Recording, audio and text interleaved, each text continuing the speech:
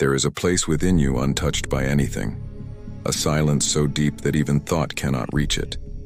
It is there, in this invisible center, that everything begins and everything ends. Have you ever been there? Not with the mind, not with memory, but with a presence that is simple, pure, completely here.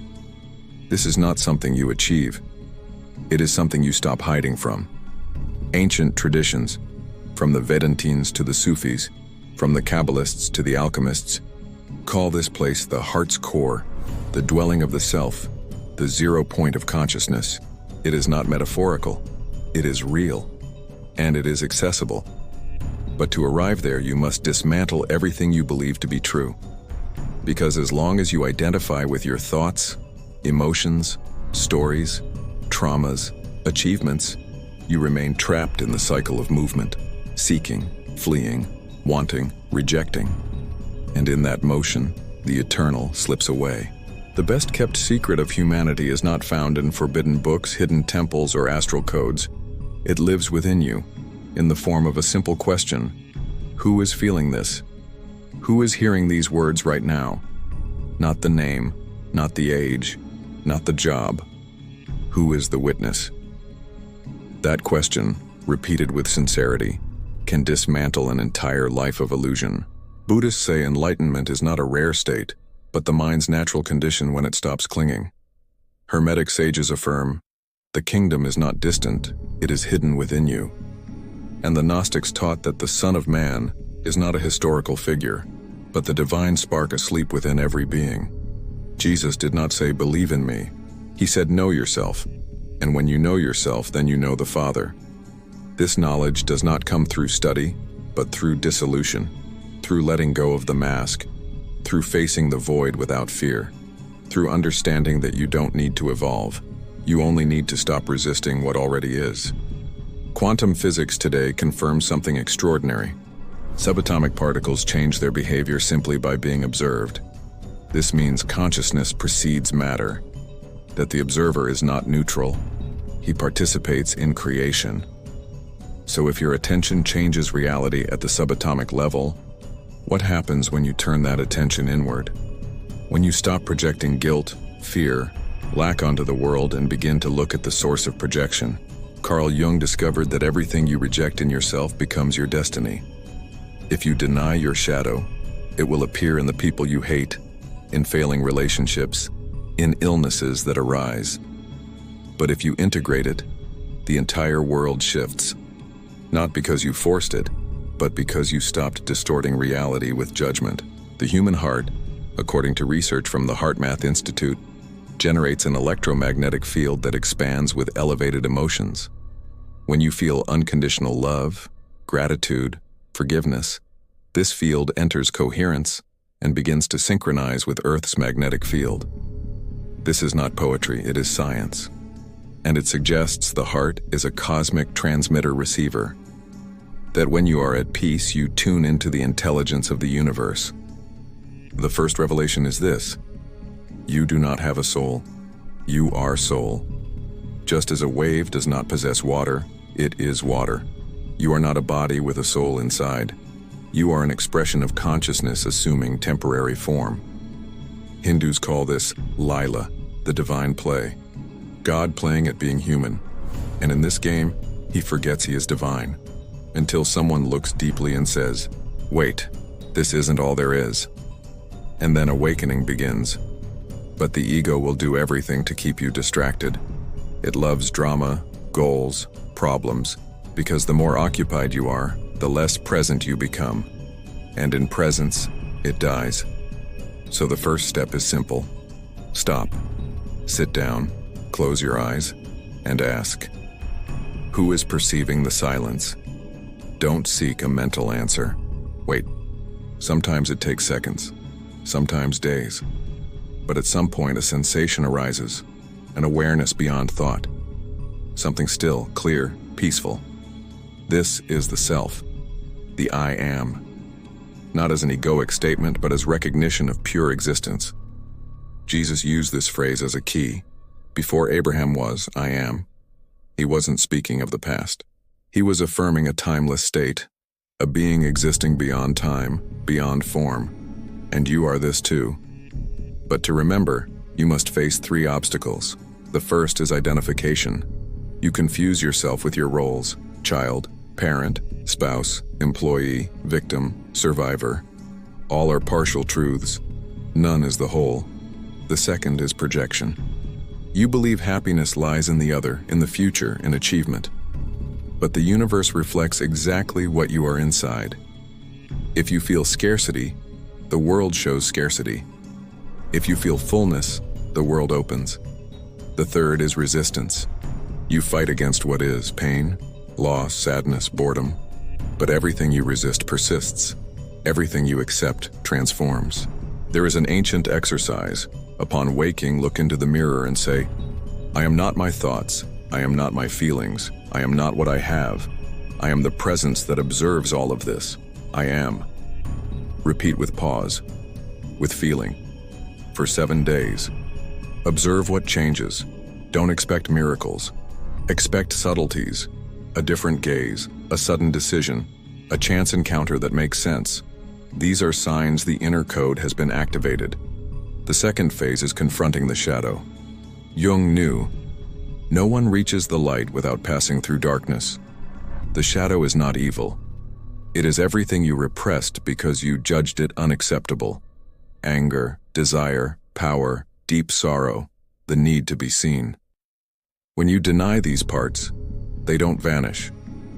They go into the unconscious and begin sabotaging your life. Are you drawn to toxic people? Perhaps it's your own wound calling for healing. Are you afraid to shine? Maybe there's a hidden belief that you don't deserve it. The work is not to eliminate the shadow, but to integrate it, to recognize it as sacred part of the whole. A practical method: write a letter to your shadow. Say, "I know I've tried to hide you. I know I've judged you. But today, I see you. You are part of me. Thank you for protecting my vulnerable parts. Now show me what I need to know." Keep this letter. Sleep with it under your pillow for 3 nights. Observe your dreams. The shadow speaks in symbols, in images, in sudden emotions. Accept it, embrace it, and it will become your ally. The third level is synchronicity. The ancients saw the world as alive, intelligent, symbolic. Dreams, numbers, chance encounters, phrases heard by accident, all were language. Jung called this psychoid reality, a plane where mind and matter intertwine. When you live from the heart, when you are in internal coherence, the universe begins to respond with signs. You think of someone and receive a message. You need an answer, and open a book at random and find exactly what you were seeking. This is not coincidence, it is communication. The heart is the antenna, intention is the signal, and faith is the connection.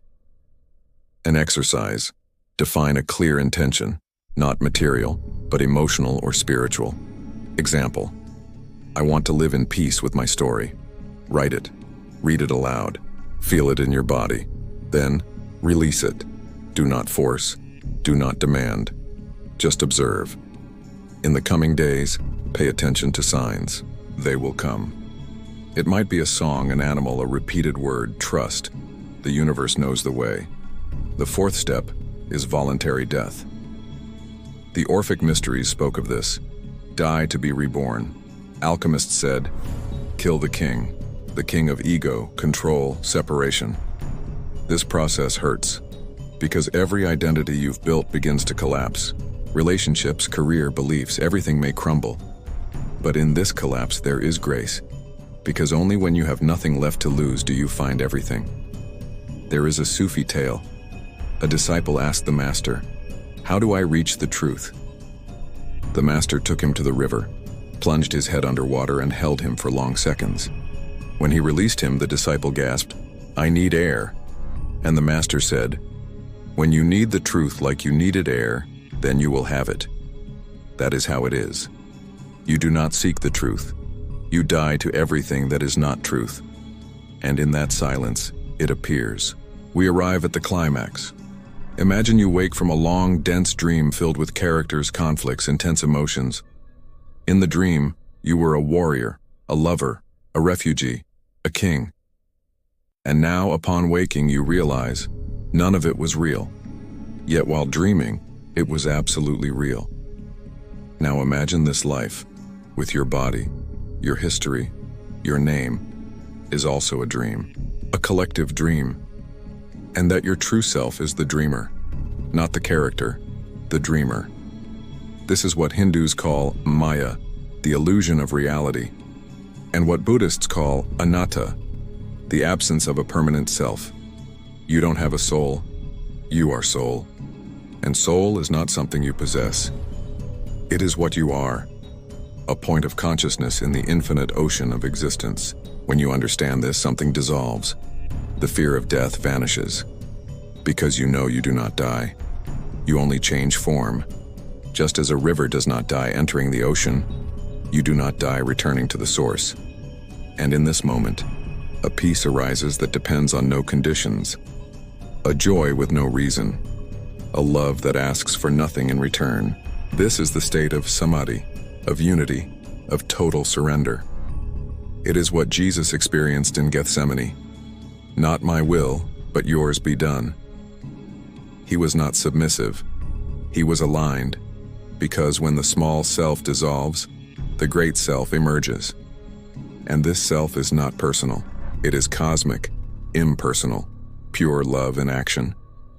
This is what mystics call mystical union. It is not something that happens in the future. It is always now, always present, always available. Just stop resisting. Just let go of the search. Just allow what is to be. And in that yes, everything transforms. So if you've reached this point, it is no accident. Something within you recognized the truth. And this truth does not need to be understood.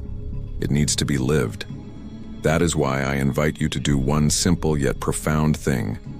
For the next 7 days, upon waking, look into the mirror and say, I am not my thoughts. I am not my feelings. I am not what I have. I am the presence that observes all of this. I am. Repeat this with faith, with feeling, with pauses between words. And observe what happens. Do not seek results. Just be faithful to the act. Because each time you affirm, I am, you are reprogramming your subconscious, reactivating an ancient code, remembering who you truly are. And when you live from this place, the entire world shifts. Not because you forced it, but because you stopped fighting yourself. And in that silence, the universe conspires in your favor.